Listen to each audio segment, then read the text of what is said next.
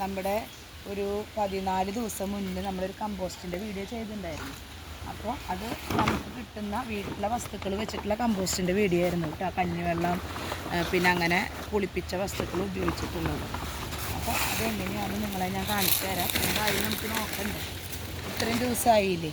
അപ്പോൾ അതെങ്ങനെയാണ് നോക്കാം. നമുക്ക് തുറക്ക് കണ്ടിട്ട് അത് എന്താണ് ഇതിൻ്റെ ഉള്ളിലെ പരുവെന്ന് നോക്കാം. കണ്ട് ഇങ്ങനെ ടൈറ്റായ പോലെ, നല്ല ടൈറ്റല്ല, എടുത്ത് അത്രയും മൂടി വെച്ചത് നല്ല വെയിലും നല്ല മഴയും പാടില്ല. കണ്ടു ഇതിന് ദ്രവിക്കാനുള്ള ഒരു തുടങ്ങിയിട്ടുണ്ട്. കണ്ട പുഴു കണ്ട അതിൽ ഇവിടെ നോക്കി കണ്ട പുഴുക്കൾ കണ്ട. അപ്പോൾ അത് കമ്പോസ്റ്റ് ആവാനുള്ള പ്രക്രിയ ആരംഭിച്ചിട്ടുണ്ട്. ഈ പുഴുക്കൾ ഉണ്ടാവണം നല്ലതാണ് കേട്ടോ.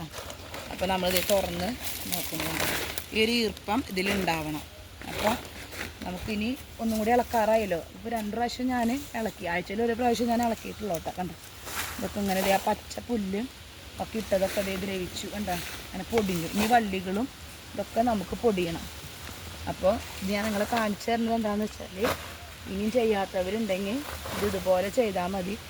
ഒരു രൂപ ചിലവില്ലാണ്ട് നമ്മൾ ചെയ്ത ഒരു കമ്പോസ്റ്റിൻ്റെ പ്രക്രിയയാണിത്. അപ്പോൾ അത് നിങ്ങൾ ആ വീഡിയോ മുഴുവൻ കാണുന്നിട്ട് എന്താ ചെയ്തേനെന്ന്, എന്നിട്ട് വേണം നിങ്ങൾ ഇനി ചെയ്യാനായിട്ട്. അപ്പോൾ ഇതിൻ്റെ 2ാം ഭാഗമാണ് ഇപ്പോൾ ഈ കാണിക്കുന്നത്. അന്നത്തെ വീഡിയോൻ്റെ 2ാം ഭാഗം കണ്ടോ. നോക്കി ഇതിലിട്ട ഇലകളൊക്കെ എവിടെയാണ് നോക്കി, കരിയിലയൊക്കെ ഉണ്ടോ. ഒരു പ്ലാസ്റ്റിക് കവറിൻ്റെ ഒരു പീസ് നമുക്ക് കളയാം. അപ്പോൾ ഇനി ഈ സൈഡ് ഭാഗങ്ങളിലുള്ളത് ഇത്രയും ദ്രവിച്ചിട്ടില്ല. അപ്പോൾ നമുക്കതിന് ഇങ്ങോട്ട് സെൻറ്ററിലേക്ക് കൂട്ടിയിടണം കേട്ടോ. അപ്പം ഇതിൻ്റെ ഇളക്കവും വേണം. പിന്നെ അത് നന്നായിട്ട് വലിയ ഷീറ്റാണെങ്കിൽ നമുക്ക് നന്നായിട്ട് പരത്താൻ പറ്റും. അതിനാണ് ഇത്തിരി വലിയ ഷീറ്റ് ടാർപ്പായോ അല്ലെങ്കിൽ എന്തെങ്കിലും നമുക്ക് ഇളക്കാൻ പറ്റുന്ന ഒരു സംഗതി ആവണം. അപ്പോൾ ഈ അരിഭാഗം അത്ര ആയിട്ടില്ലേ കണ്ട, നടുഭാഗത്താണ് ആ ഒരു ചെറിയൊരു ചൂടുണ്ടാവും, ചെറിയൊരു ചൂട്. അപ്പോൾ അവിടെയാണ് പെട്ടെന്ന് കമ്പോസ്റ്റ് ആയിട്ടുള്ളത് കണ്ട. 2 ആഴ്ച കൊണ്ടാവുന്ന പരുവെന്ന് പറയുന്നത് ഇതാണ് കേട്ടോ. ഇതല്ല ശരിക്കും നമ്മുടെ കമ്പോസ്റ്റിൻ്റെ ഫൈനൽ പ്രോസസ്സ് വരേണ്ടത്. അപ്പോൾ അതിന് വേണ്ടിയിട്ട് നമ്മളിനി അടുത്തൊരു സാധനം ഒഴിക്കണം. ഇപ്പോൾ കഞ്ഞിവെള്ളം ഒഴിക്കാം, ശർക്കര പുളിപ്പിച്ചത് ഒഴിക്കാം. അപ്പോൾ നമ്മൾ ഇന്ന് ചെയ്യണത് എന്താണെന്ന് വെച്ചാൽ, ഇത്തിരി പച്ചച്ചാണകം കിട്ടിയിട്ടുണ്ട് കണ്ടോ. അപ്പോൾ ആ പച്ചച്ചാണകത്തിലേക്ക് വെള്ളം മിക്സ് ചെയ്യുക. ഇങ്ങനെ പച്ചച്ചാണകം കിട്ടുകയാണെങ്കിൽ ഇതിൽ കുറേ സൂക്ഷ്മാണുക്കളുണ്ട്. ഇത് ചെടികൾക്കും ഇപ്പോൾ ആ കമ്പോസ്റ്റ് ഉണ്ടാക്കാനൊക്കെ വേഗം സൂക്ഷ്മാണുക്കളെ പ്രവർത്തിക്കും.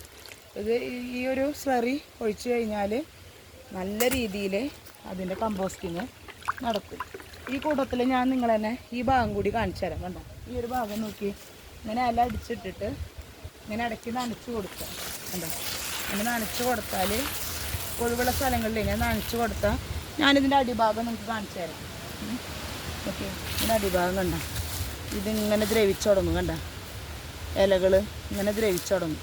അപ്പോൾ ഇങ്ങനെ ചെയ്താൽ നമുക്ക് ഈ ഒരു ഐറ്റം എടുത്തിട്ട് കമ്പോസ്റ്റ് ചെയ്യുമ്പോൾ നല്ലതാണ്. അതുപോലെ തന്നെ മൾച്ചിങ്ങിനും ഈ പൊടിഞ്ഞ, അതായത് ഈ കാർബണിൻ്റെ ഇതിൻ്റെ ഈ വലിയ ഇലകളുണ്ടല്ലോ, ഇത് ദ്രവിച്ചു കഴിഞ്ഞാൽ നമുക്ക് പൊതിയിടാനൊക്കെ ആയിട്ട് ഉപയോഗിക്കാം. ഇതിപ്പോൾ കുറച്ച് ദിവസമായിട്ട് ഞാൻ അടിച്ചു കൂട്ടിയതാണ്. അപ്പോൾ ഇതിങ്ങനെ കൂട്ടിയിട്ട് നമ്മൾ നനച്ചു കൊടുക്കും.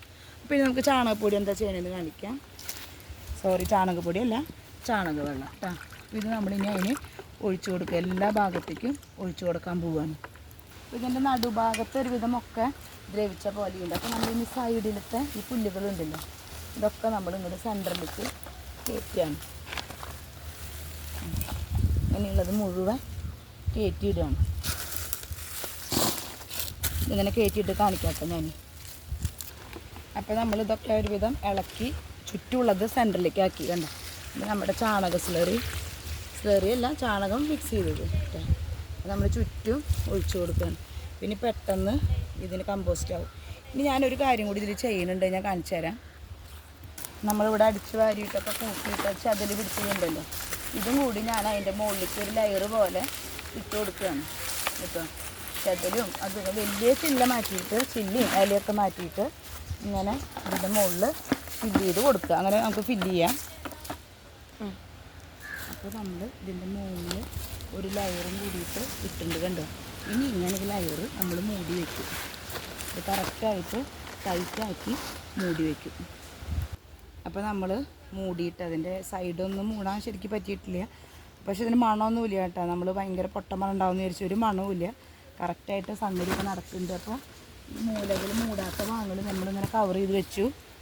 ഇനി ഒരു വേറെ കവറും കൂടി ഇട്ട് മൂടി ഉണ്ട്. ഡയറക്റ്റായിട്ട് സൺലൈറ്റ് കിട്ടാത്ത രീതിയിൽ നമ്മൾ മൂടി വയ്ക്കും. ഇത് ഇത്രയേ ഉള്ളൂ നമ്മുടെ പ്രോസസ്സ് കേട്ടോ. അപ്പോൾ നിങ്ങൾ സബ്സ്ക്രൈബ് ചെയ്ത് കാണാൻ മറക്കരുത്. ഓക്കെ.